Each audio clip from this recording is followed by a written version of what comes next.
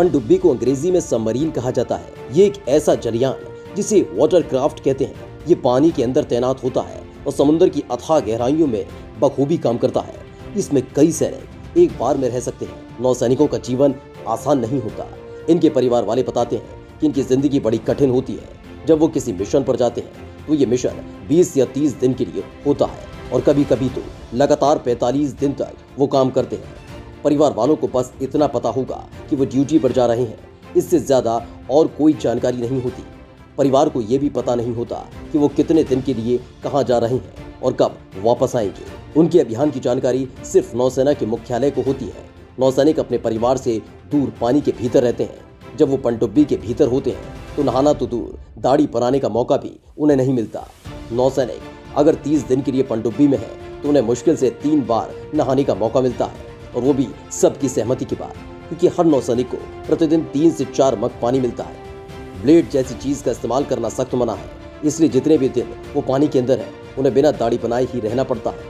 उन्हें पहनने के लिए ऐसे कपड़े दिए जाते हैं जिन्हें वो लगातार 3-4 दिनों तक पहने और फिर फेंक दिए जाते हैं। खाने के लिए उन्हें बिना तड़के की दाल, रोटी, चावल और बेहद कम मसालों वाली सादा सब्जी दी जाती है।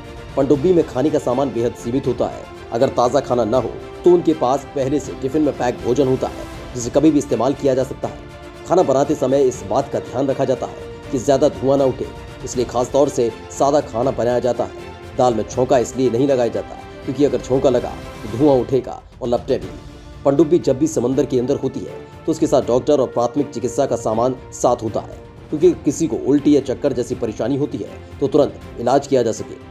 पनडुब्बी में सोने के लिए 2 कंपार्टमेंट होते हैं। वहाँ का तापमान गर्म होता है, इसलिए कभी कभी कुछ नौसैनिक वहाँ भी सोने जाते हैं जब मिसाइल और टारपीडो रखे होते हैं, क्योंकि ये जगह पनडुब्बी की दूसरी जगहों के मुकाबले सबसे ज्यादा ठंडी होती है। पनडुब्बी के भीतर सूरज की रोशनी नहीं आती, इसके चलते जब वो समुद्र की सतह पर आती है तो बाहर आते वक्त नौसैनिकों को हाथ पैर में जकड़न जैसी समस्याओं से जूझना पड़ता है।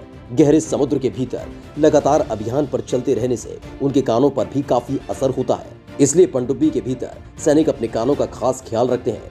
अब बात करते हैं पनडुब्बी के इतिहास की।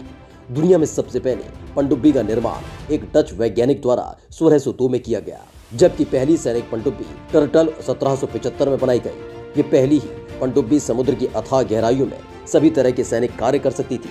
चौंकाने वाली बात यह है कि पनडुब्बियां पहले भी बनाई गई, लेकिन इसका इस्तेमाल 19वीं शताब्दी में सर्वाधिक चर्चा में आया और प्रथम विश्व युद्ध में तो इसका सबसे ज्यादा इस्तेमाल हुआ। खास बात तो ये है कि इसके बनने के 1 साल बाद ही इसे अमेरिकी क्रांति में इस्तेमाल में लाया गया, जबकि 1620 से लेकर अब तक पनडुब्बियों की टेक्नोलॉजी और प्रोडक्शन में बहुत बदलाव आ चुका है। यही वजह थी कि 1950 के आते आते एटमी एनर्जी का भी इस्तेमाल इसे चलाने के लिए किया जाने लगा।